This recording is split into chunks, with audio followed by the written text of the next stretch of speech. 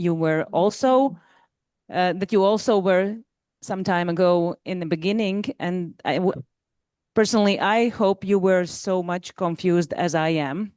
So let us hear that your story, and the board is yours. Thank you. Great. Thank you. Thank you very much for this invitation. And as far as it concerns me, I can guarantee you that I was confused, and I am still a bit confused, but Yeah. getting there better and better. Perhaps not all the way, but some way. Yes. My name is Lillemor, and I have Lillemor Renberg, and I have brought Patrick with me. Yeah.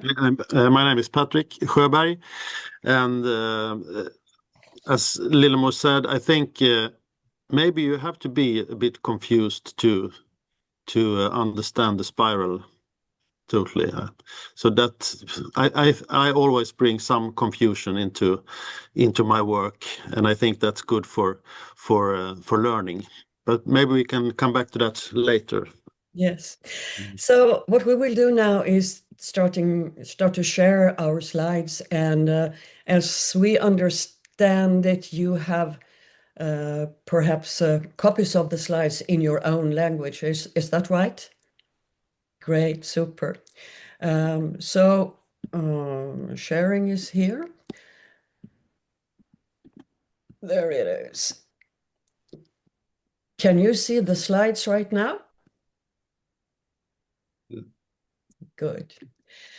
So this is today, and that's where we are right now in Latvia.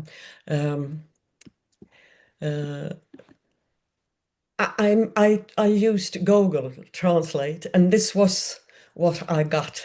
Sveiki. I hope it's the right word and pronounced the right way. Yes, that's the right Sveiki. Super. Thank you. Here in Sweden we say hey, and in English we usually say hello, but let's say Sveiki today. Here's a little bit about me and Patrick, our background. As you see, I've been working as a teacher and principal in one of our municipalities here for a period of 16 years. And the most of my professional career, I've been working at university in Uppsala as a teacher, an educator, a lecturer for in the education of we have a mandatory principal education that principals have to attend during their first year in profession. So that's where I worked for a little bit more than 20 years. And right now I'm not in the professional swing at the same way anymore. I'm doing this voluntarily, and you will know a little bit more about that later on. So Patrick, what would you like to say about you? Yes, about me. My name is Patrick, as I said, and I'm educated teacher, middle secondary school teacher in history, religion, geography, civics. I used to teach in the school until about 20 years ago. And then I got the opportunity to become a school leader, started to work as a vice principal, and then also as principal. We should say also that we are situated in Stockholm. I am situated in Stockholm. I work in Stockholm. Have been working in Stockholm for some years, and I'm now since 2017. I'm principal of a school, a compulsory school in Stockholm that I got the opportunity to start that school from the beginning some years ago, and we started the first year with I think about 30 students, and now we're about 620 students and more than 100 persons in the staff as well. So that it has been a really great journey to be on, and I'm Lillemor, I met Lillemor a few years ago. She was when I was at this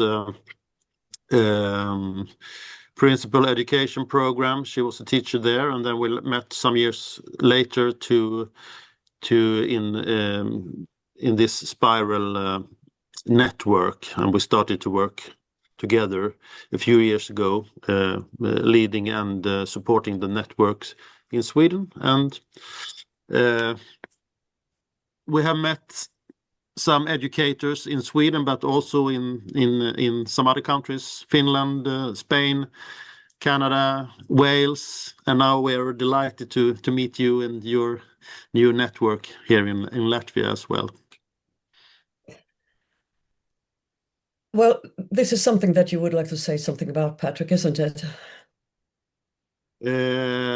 Yeah. This is the things that we would like to give some input about today. So we're just going to talk about first the first words about what do we think is the essence of the spiral, working with the spiral, the mindset, the most important things in the mindset. We know that you have been reading the books, and you know a lot about the spiral already, so we're not going to take you through all the phases or so we're going to take our interpretation of the spiral. And then Lillemor, you're going to talk about a bit about how we started in Sweden, the network. Some things about what we think is the core of the spiral of inquiry as we see it. I would like then to say some words about how we started the work at my school, or at my schools that I've been working with.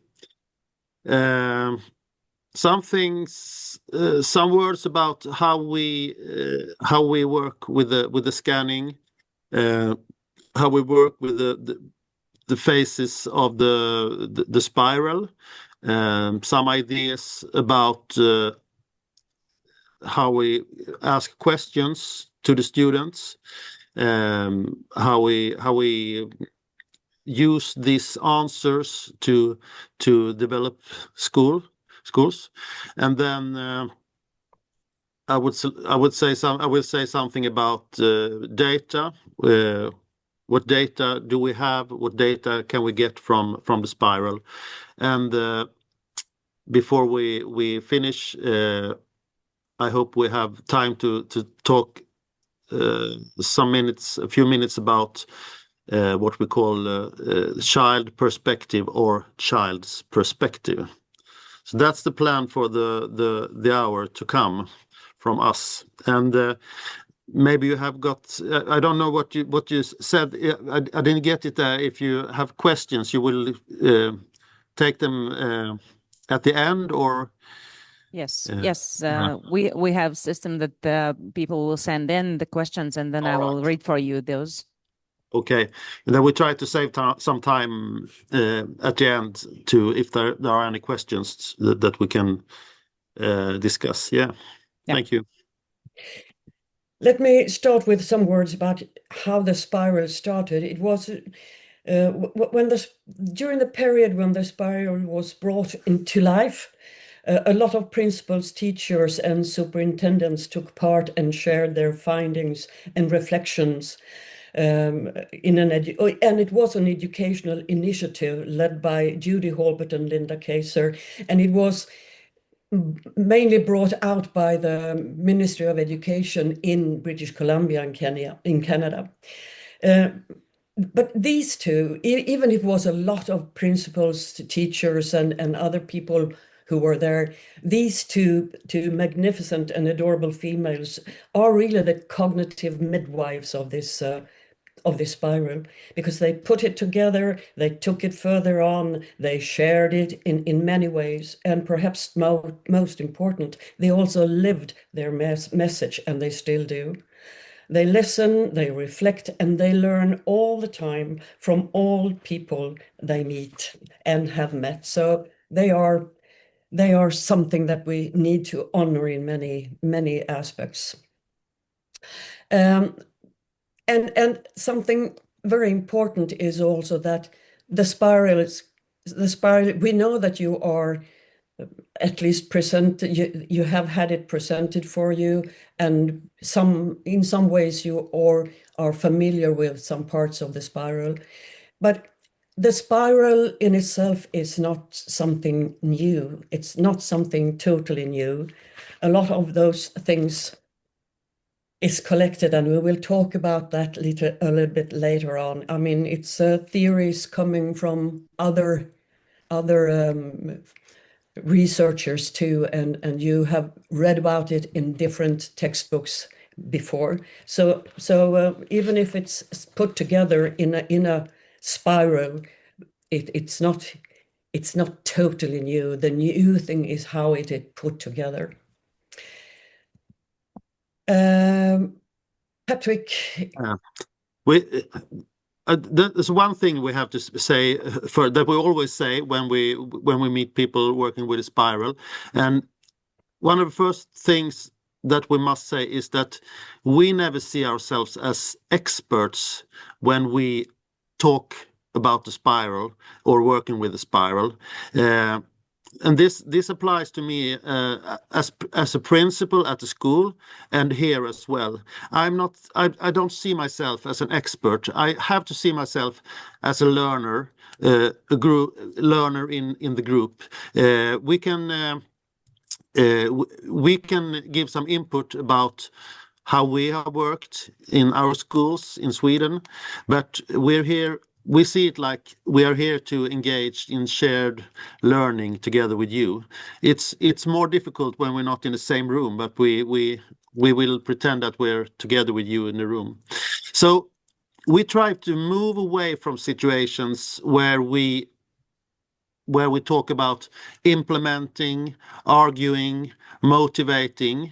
My experience in schools, at least in Sweden, we talk a lot about these words: implementing, arguing for something, motivate people, and sometimes we do it so much that it is seen as threats from the teachers or from the people that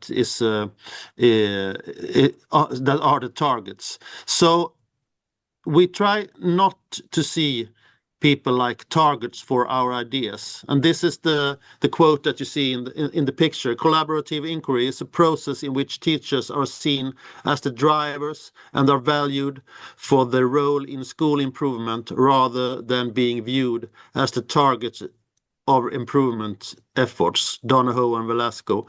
And this is, I think, one of the core things in working with the spiral, that we are in learning processes together. You can change to the next picture. Thank you. So this is really important for us. Working with the spiral is engaging together in processes of inquiry, exploration, and learning. It is about continuous shared learning, really. And you will need your colleagues then for learning, support, and also for fun. Yeah. And we need each other. I mean, we always get into these sessions with an open mind of learning as well. I will just tell you a little bit about how we brought it to Sweden. I don't know why this slide just jump over and over. I've tried to manage it many times, but it doesn't work.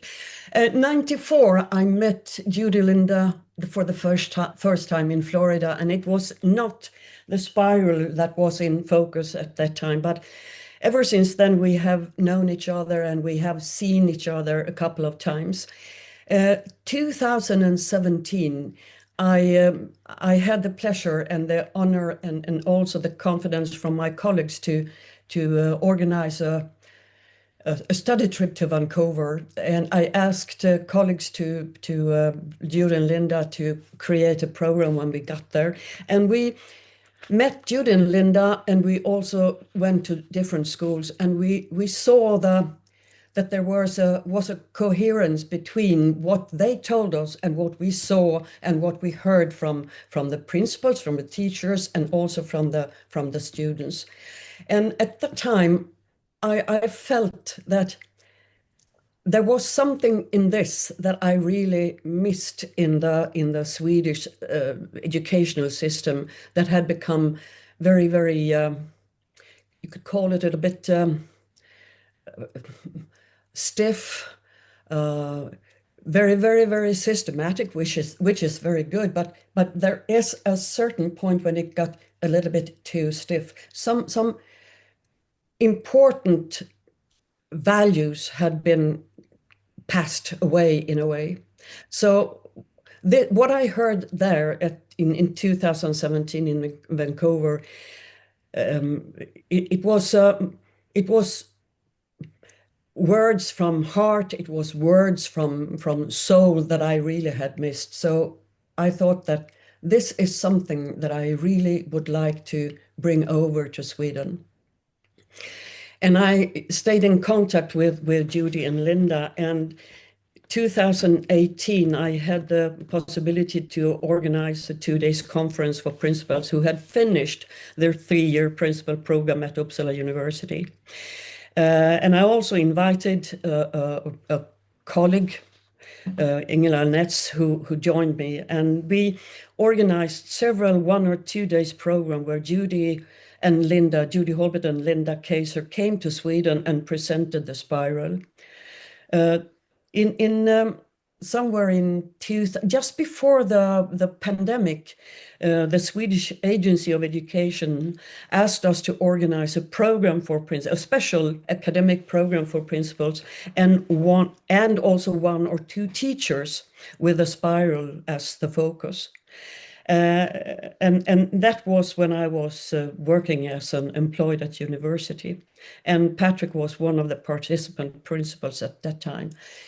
And we have also, you see the different places in Sweden where we have had those, we can call it the kind of a presentation where Jude and Linda has been joining us. And in 2024, there was a Nordic School Leader Congress in March, where also Sanne was one of the participants. And the one of the key presenters was Judy Holbert and Linda Kaiser. So, and it's also important to say in this part of our presentation that the network that we have organized here and built up is not a network that is organized by any authority or any other organization. It's very, very voluntarily. Principals and teachers join us, and we meet a couple of times also over the net. And you could call it a kind of an organic network that grows from itself. We have no money in it. We have all we have is our time, and also our belief that this is something that really could lead to something good in schools. Well, we know that you have met and read a lot of educational researchers at this point. So we are sure that you do recognize this quote from their book, from Kaiser and Holbert's book. And from what we have learned, this is really important to talk about and tell people about, that this is nothing new. It is things that comes from other researchers, but in combination, it gets something. It gets another way to think, and it's not a model. It's absolutely not a model. It's a kind of, it's a way of thinking. It's a mindset. It's a different way to see how colleagues are, and also how we think about children, how we think about students. So we are going to continue and talk a little bit about. You have seen this. This is a part of the spiral. The 7 principles for learning, you have seen them, I guess, in the OECD books. This was presented in one of the books in 2016. And in Kaiser and in Kaiser and Holbert's research and also in their work with different schools and meetings with different schools, they have found that this is characteristics and features found in successful schools. And you also recognize it from other educational editors. So once again, it's nothing new. These are definitely some cornerstones that we would like to stress a bit in the spiral of inquiry, and especially the ones in the green field on your right side. It's rooted in moral purpose. You need to ask why are you doing this? It also involves deep learning. Listen sometimes behind the words. Even, I mean, it doesn't matter if you're listening to your students or your colleagues. You need to really listen to know what's said. And Patrick said something about challenge biases and assumptions, and that is a very, very ongoing part of this work. And as a kind of a huge foundation, it requires us as the professional to be curious in every thing we do. Because if we would like the students, the children, to be curious, they really need a group of curious grown-up around them. So if we can help each other to stay curious, that's really important. And as you can see here, this is not only using a new kind of model or something like that. It's something that when we work it through will change a system. It will change our way to think about what education is. It will probably also, hopefully, change what students think about learning. Why are we learning something? And what is it to learn? And how do we learn? So it is about changing a system, and that's not easy. And it takes a lot of work, and it's mostly both tough and complex. So doing this, we need time, we need communication, and we need reflection. And we need to reflect individually, but definitely collective as well. And it's so important. Patrick didn't use this word, but this is something that he was in the closeness of. This word, Kwelelep, is a word that is picked up by Judy and Linda and some principals over there in British Columbia from one of the First Nations, Lil'wat, who had set up some principles for learning. And this is one of the principles, and that is that it's important that we recognize the need to sometimes be in a place of dissonance and uncertainty so as to be open to new learning. And that's why it is important to embrace the feeling of confusion sometimes. So, and doing that, we also need to know that we have people around us who will support you, and also that you know that you are operating in a safe environment and culture. So at the same time as we are working with the help of the spiral, we will also work with a culture in our place where we are. So I think that I leave this for you, Patrick. You can take it one back to this one. this? Yeah, thank you. So yeah, the Quellalep an important word for us, and like you said, Lillemor, it's not dangerous to be in the confusion or uncertainty or dissonance. It's necessary to be open to new learning. It's very very important. So like Lillemor said before we met, I met Lillemor at university at the principal program, and um, uh, a few years ago, and then you were talking about the spiral, what it was, what was the mindset of the spiral, and I was really interested at directly, because this was something that I thought was I was I didn't have it in my leadership. I had to lead my schools and report the results and so on. But there was something. I mean that was missing, and then the spiral came to me like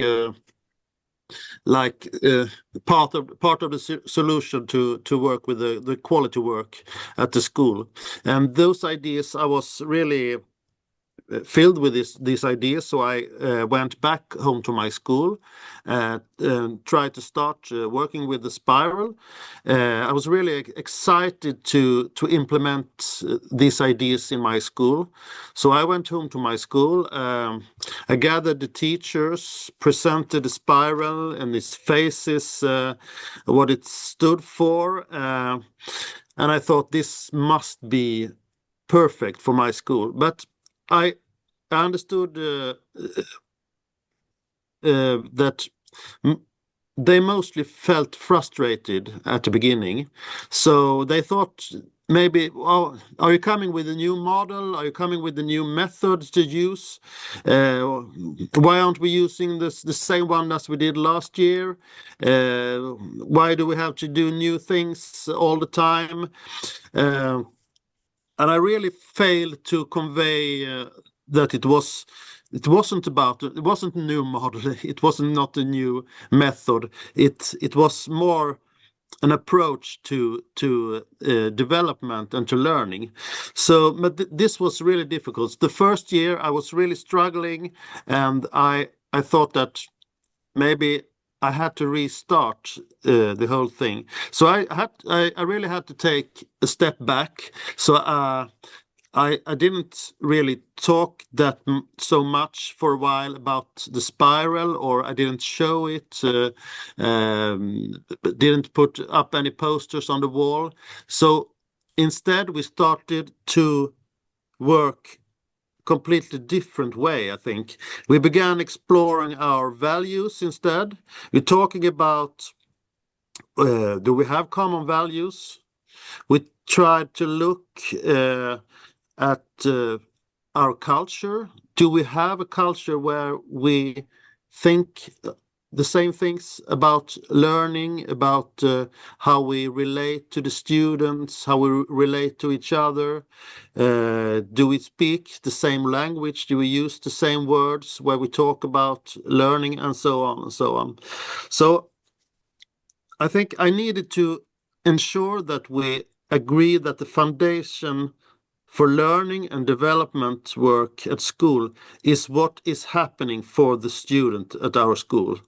It's not what we think or what method we use or what and so on. So we have to go back to the students and find out what is going on for them. And as you know, that's the core of the spiral, actually.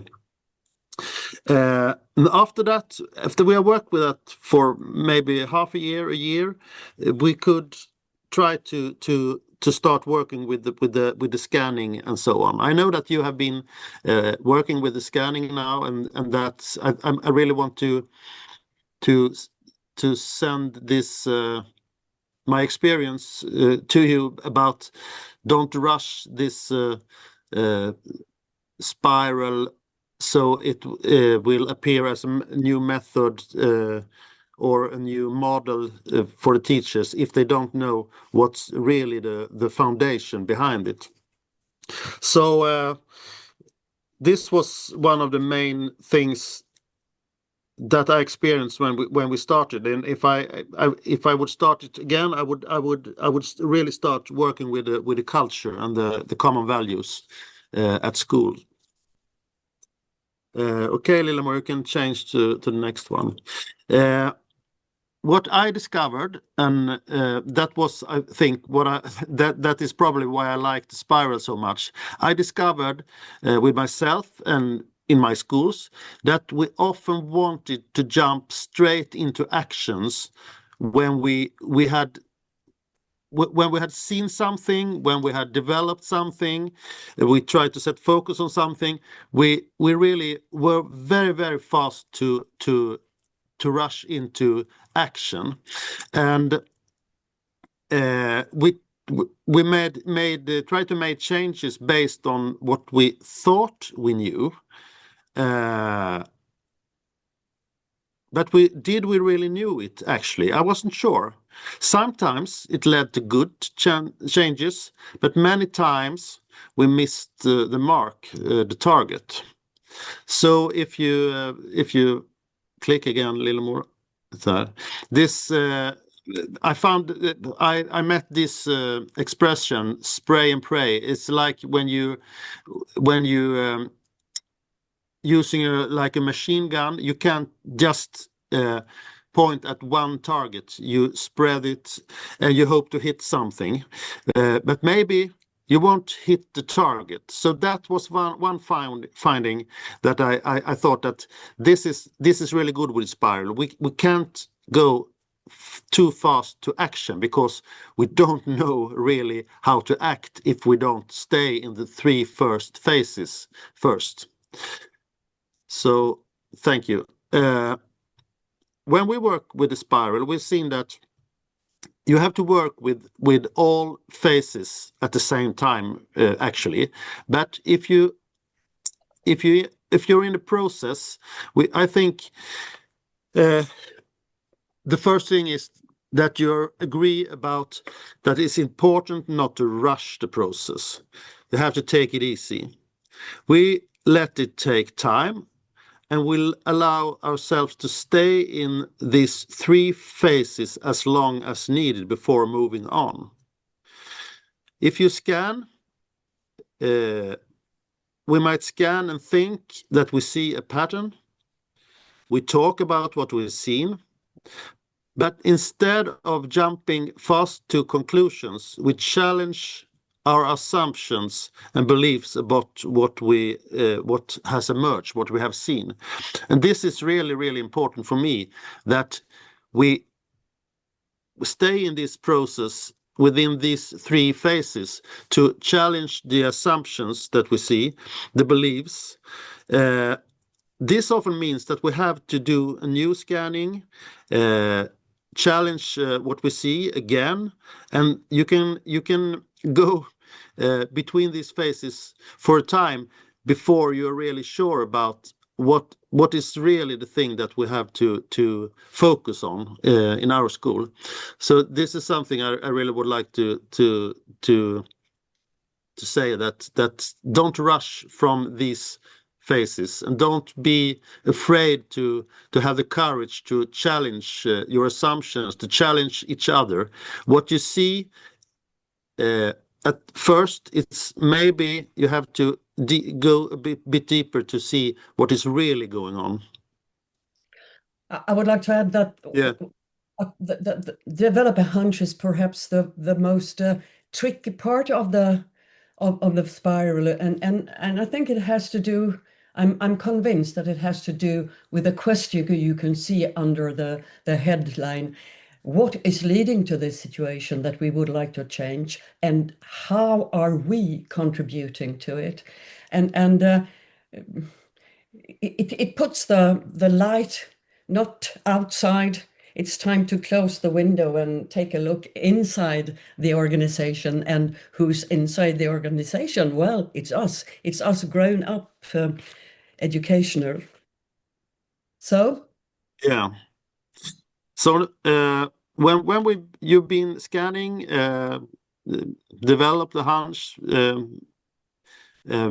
notice what your focus really would be, what would have the biggest impact. You can move on and focus more on the learning and the action, I think. Don't forget the learning phase. Don't, as I said before, don't go directly to action. I think it's important to remember that processes are ongoing in all phases at all time, as I said before. But every phase involves learning. And then you have to shift to new learning and to action when you're ready. And as I said, it's important not to rush into action. Remain open to new learning all the time. So when you try to act differently to make a difference, don't forget that you must be in the learning phase as well. What do we need to learn when we take action? I think for me these two are really tight connected to each other. We usually call this to be in well-informed action. Before we act, we have to be well informed about what is going on for our learners. And then in the next picture, you can see the heart around this big picture questions. What is going on for our learners? How do we know? And why does it matter? That's always that we have to go back to that to those questions in whatever phase we're in at the time. I see right now that there is a very, very important word that is misspelled. Can you see what is going on for our, it stands leaners, and that's something very different. Should be learners, of course. Yeah. And that is the questions that you have to ask wherever you are in the spiral. Yeah. I mean, if you learn something and you start to act out of what you are learning right now as a professional, and you use it in your teaching, you need to know, okay, doing this, what is going on now for our learners? And you may find something at that time that really needs or force you to start scanning again, or perhaps develop a hunch. So don't see the spiral as one very certain line to follow. You will realize that you have to jump from one to another, but you have to know what you are doing and why you are doing it and when you are doing it. Yeah. Yes, I would like to say something about formulating questions for students. That is a very important part of the scanning, of course. So to know what is happening for our learners, we need to find out. One way is to ask questions in different ways to the students, but also to ourselves as professionals.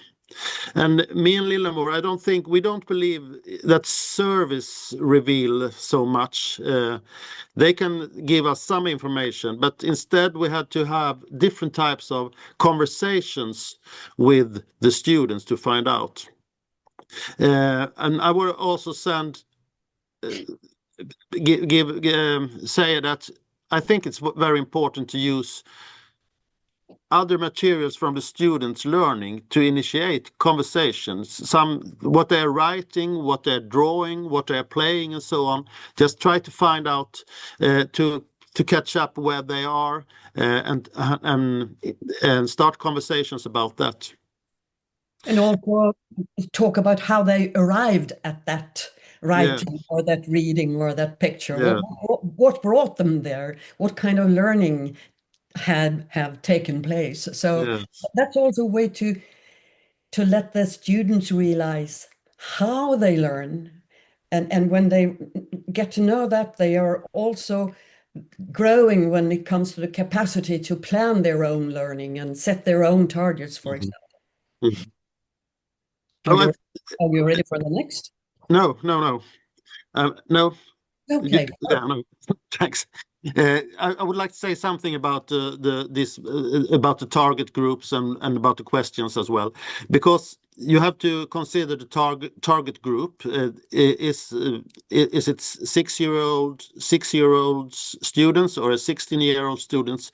That's a great difference, and I think you have to think about that. There's also a risk of simplifying or getting too superficial when you talk about younger students.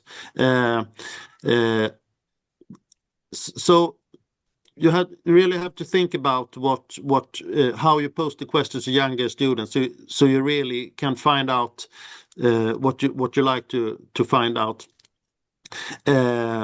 But at the same time, of course, you have to tell the questions, to phrase things in a way that could be understood by the students. And I would like to say also that it's important to think about what you really want to know when formulating questions. But at the same time, you can't ask questions in a way that limits the student's ability to respond. We must be open and curious enough to receive answers and informations we didn't expect. And this is really, really important, because we don't want to just ask questions that gives answers that we already know. We have to be open to new learning from the students' answers. And we must be to be that we must be curious enough to take these answers that we didn't expect. And then we have to formulate questions that can challenge our own assumptions, and it needs some courage to do that as well. If we don't do that, we will not see any new things, and then it will be difficult to change anything. And then something that's really important, I think, too, is don't forget to ask the students why they're doing things. I think we sometimes we're limited to answer about what are you doing, how are you doing it, but talk to the students about why they are doing it. What's their purpose of why they're doing? Then we can find out a lot of things about our way of teaching, I think. Now we can move. Oh, sorry. I think, Patrick, that the question why is also very important to ask yourself as a teacher. Why are you doing this? Why are you using this way of teaching, and so on? So the question why is extremely important in an educational setting. Really, really. Are we ready for next? Yes, please. So we heard from Sanne that you have done your first scanning, I think, like a homework for you. And you have to ask yourself some questions now. Maybe you have already done it, but we think that we don't know what you've noticed, but we really would like to encourage you to discuss and really take time to go through what you actually saw and heard. So, was there anything that surprised you? What does it mean? What sparked your curiosity? What do you need to investigate further? Do you have to do any new scans? Was there something you hoped to see but didn't see it? And why is that in that case? What did you see that challenged your assumptions and beliefs, and what you previously thought? You can hear that I come back to this challenging of assumptions all the time, because this is always something you have to ask yourself all the time, I think. So we encourage you to be brave, to pause, take breaks, and to move between the three phases that we showed before. Maybe it's on the next picture. Yeah, again, yeah. Really encourage you to be here for a while and to continuously challenge and test assumptions about the students' learning. I think you can start with that now after your first scanning and your discussions these days in where you are right now. But there is one time or one occasion when you have to act immediately, and that is the first question that is suggested in the face scanning. If you find students who can't name one grown up in the setting who they believe believes in them, then you have to do something. You can't leave them, because when you ask that kind of questions, you also spark their expectations for something, and when they don't find it answered, it becomes tough for them. So if you find those kids, we have them in every setting, I would say. We have heard almost every principal told us about at least one or two of those kids. And the one thing I guess you have read about them, but it's the method. That's a method that is called 2 by 10, 2 minutes, 10 days in a row. Just look them up, ask them about any question you can find that has to do with themselves as persons, as humans. So that's when you really have to act. Yeah. Okay. I would like to say something about, we don't have so much time left, but I would like to say something about data. And now I have to say also that this is, of course, from a Swedish context. I don't really know if this the same context in Latvia, but we have, as you see in the upper part of this circle, we have some data that we get from, for example, national exams, grades, points, screenings and tests that we do in the schools, and some inquiries that we do with the students and the parents.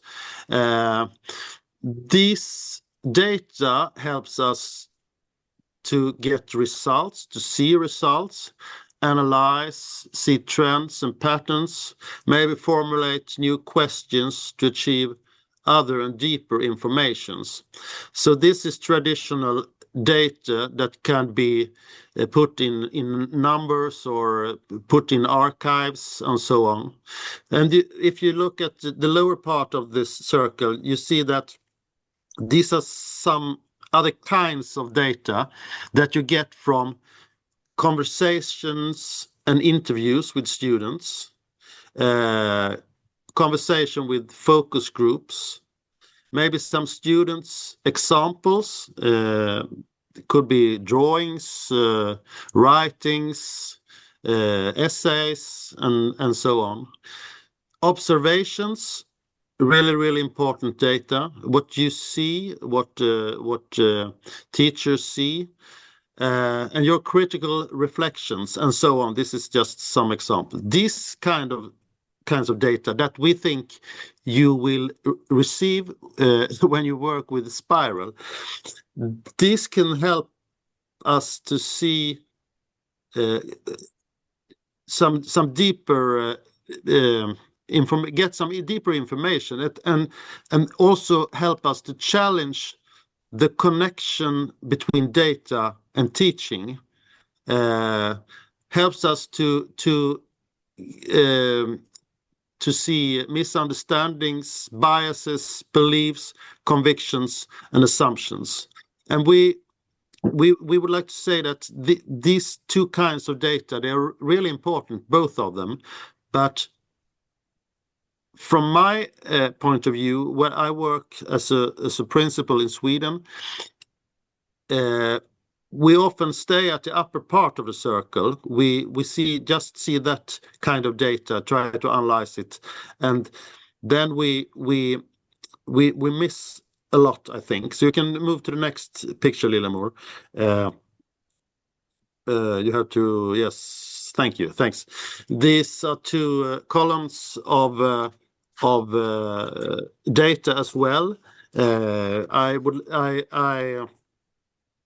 I prefer to say it like different perspectives. So this is another way to think about it. There are different perspectives on quality work in school. What's in the left column is what we traditionally use as starting point when we talk about quality, at least in our Swedish context. The focus is on analyzing results and quantified data, and it's a strong emphasis on organization and structure and teachers' instruction. We talk about different roles we have in school. We have goal management that can be measured naturally. We have governing documents. I think you have as well, of course, to relate to. And the focus really becomes on doing things the right way, how we are supposed to do it, and so on.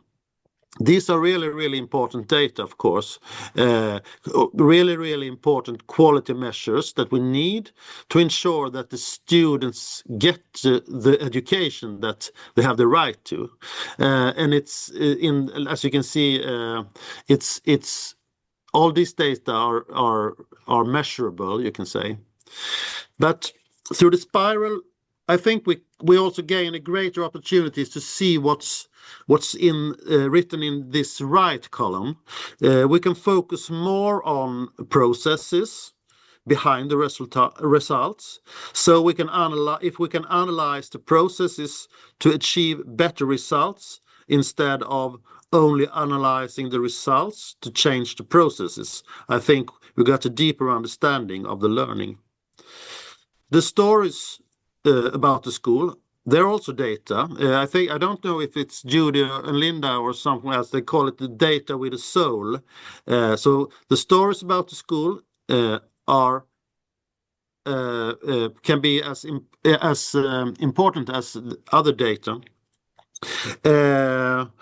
And perhaps we can think about how to change the students' learning instead of only thinking about how to change our teaching.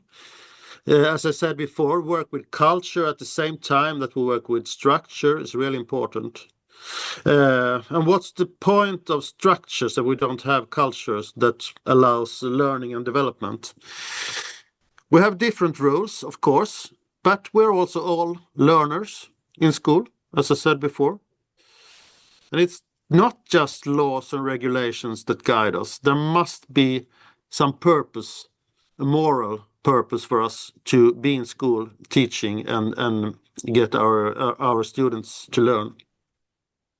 And not just doing things the right way, but doing the right things for just our school is more important. And I think we can discover what is the right things for our school by using the spiral of inquiry approach. So this is just a few minutes about how I just about data. We can combine data, traditional data, with the data that we get from the scanning and working with the spiral. And as you see, when we talk about the left column, we can say it's measurable. When we talk about the right column, it's rather noticeable. It's everything we can notice, everything we can see, everything we can hear, and I think it's necessary to use both these columns at the same time when working with the quality of learning and teaching. Now the time is almost 4 o'clock. What is happening now? Are we about to? I think we have like 2 or 3 slides left, but is it time to end here, or what do you say? Patrick, can you spend a couple of minutes explaining your child perspective versus the child's perspective? I think that'd be really neat. Yes, we can do that. If it's okay with you, we can take you 5 minutes. Yeah, of course. So you can. We don't have time for you to discuss these questions now. Maybe you can do it later. So this is something that we think is really important, and maybe can help us to get to the core. When we talk about the child perspective, we can ask ourselves, what does it mean to have an adult child perspective when working in school, in teaching or in leadership? And if you have time later, you can take some time to talk about this. We believe it's very, very important for adults to have a child perspective, of course. We have education, we have maturity that help us understand what is good for children, what they need. We know what children need to succeed in life, and we can help them when they can't fully see the consequences of their actions themselves. So that's really, really important to have an adult or a professional child perspective in teaching or in organization of the school. And I hope you can get the opportunity to discuss this later. But if you move to the next slide, please, Lillemor, thank you. We think that you also have to discuss what it means to have the child's perspective. What is the difference, or what does it make a difference if you also talk about the child's perspective, not only the child perspective, or to also work with the child's perspective? You can discuss that later if you have time later also. I mean, taking the child's perspective, you have to ask yourself, how does that affect how we ask questions, how we challenge our assumptions, how open we are to new learning? So if you move to the next picture, Lillemor, you can do it like this diagram, or what you call it. You have to have both a child perspective and the child's perspective when working in schools. I think I believe that most adults have a child perspective, of course, especially when we work with children in school. But do we have the ability to truly take the child's perspective as well? We have made this together with a Swedish researcher, Jens Gardested. We made this model that you can try to find out what it means if you have a strong emphasis on child perspective, and at the same time a strong emphasis on the child's perspective. You can take next one. Thank you. So if you're up in the if you have both a high degree of both perspective, you're in the upper right corner, then you take responsibility both for your own adult leadership and for considering and starting from where the children are. You can formulate it in these squares as you like. This is one example how I formulated to both have a strong emphasis on an adult child perspective, and a strong emphasis on the child's perspective is what I written in the blue square up to the right. And then you can see for yourself later, maybe in the other, what happens if you have just a strong child perspective, but maybe you don't have the child's perspective, or if you have a strong child's perspective, but you don't have your adult child perspective. What does that mean? What will be the consequences for the learning and for the teaching if you are there? So this was really short in the end there, but it's really worth emphasizing again. Use every possible opportunity to capture the child's perspective when working with a spiral. That's something I would like to say end with. So that was short. Maybe you can talk about it later, and you have the pictures. You can discuss it later. But that's some words about the child and the child's perspective. Yeah, I think maybe I've said to have the all the children's perspective is also important, of course, because the children in a school and a class, they're different. They have different needs, and so you have to have the child's perspective from that point of view as well. So I think that was the last slide, Lillemor. Yeah, these are our email addresses if you want to contact us. But now maybe I don't know if there are any questions or we have time for questions or comments. We have short time we have 2 questions. And the first one is, do you have any data, I will try to translate, that proves that this model, this way of thinking is successful and really strong for a child's development and for development of the child's personality, and that it helps to be successful in a big life? Some data do you have, or your thoughts about that? Would you like to say something, Lillemor, or should I? You can take it as you have a closer. Yeah, I can say something. I mean, it's really difficult to say that. If you remember the left and the right column that I showed you, it's really difficult to say that the results are changing in mathematics this year because we work with a spiral.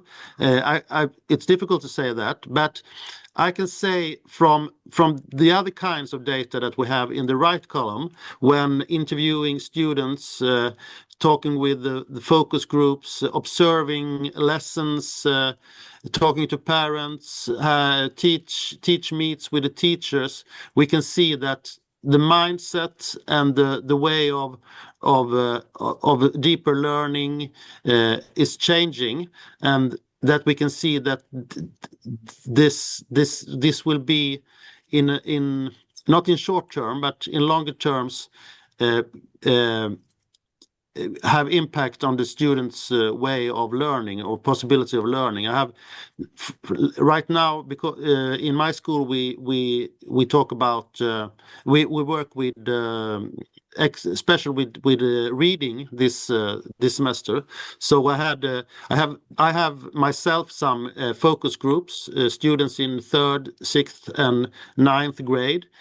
I was talking to them in September, interviewing these focus groups about their reading, and now this week I have met them again after they have been working for 2 months now.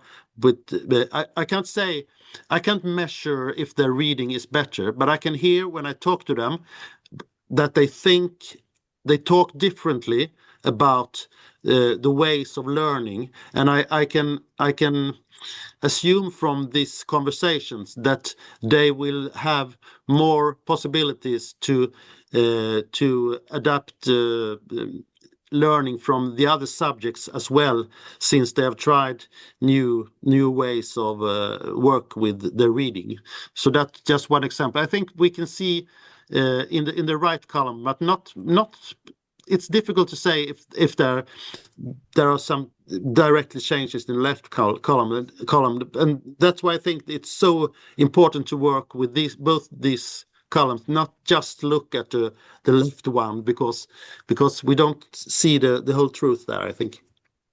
In a lot of the modern theories and research about how learning takes place is that having a sense of belonging to the place where this takes place is very important for the possibilities to learn. And I would like to give you an example from a high school in middle part of Sweden. One of the principals there had those interviews with some of the students, and it was at a high school where they have this practical educations, and this was about a boy, a man, a young guy. He was in his 17 or something like that. His background was pretty troublesome. He didn't come to school every day, and he didn't learn so much. And they also knew that his home situation was not the best. But those conversations with the principal, it was not only one, but it was many. But the focus was him and his possibilities, and also trying to make him as a member, an active member of his learning. And at one time, the principal asked him how life was right now. Well, he said, I know I haven't been the best of students for the last period, and it's a mess at home. But I want you to know that when I'm here in school, I am absolutely the best version of myself. And having a young, troublesome guy being able to say something like that to the principal in a conversation is pretty amazing. So even if you don't see results very short, I mean, within a year when we usually measure results, you have to have a longer period of measuring, and you also have to be very focused on what you are trying to measure, and ask you, is this possible to measure in our old ways? And one of our tasks in school is to make sure that the children, the growing children, would like to be a part of the society where they once will grow up as grown-ups and be a democratic member of the society. That is a very big part of our task in school. Okay, thank you. I think also I would like to just add something, an example, because we work with some preschools, kindergartens in Sweden, and they are struggling with that. How do we get child's perspective with 1 or 2-year-old children? And then you can't measure if the things that they do is the reason that they develop and learn, but they still have to do it, because some in our professional child perspective tells us that you have to do this for the children, even if you can't measure it. You have to do it. So that's I think that's from a professional child perspective, you have to trust that you do the right things as well. Yeah, thank you. So if you could answer in one one sentence for this last question, you mentioned once, more than once, that this is nothing new, but the structure of this spiral is the reason why it works. How do you think? Because we also noted that it's typically for us to jump to actions. But you said keep your time, take your time, and don't jump there. How do you think why this process, with this inspired inquiry, is the thing that works? If you could be short. It creates the kind of deeper learning that you need. You need time to learn. Yeah. Yes, you need to learn to change the action. You can't just change the action without learning something new.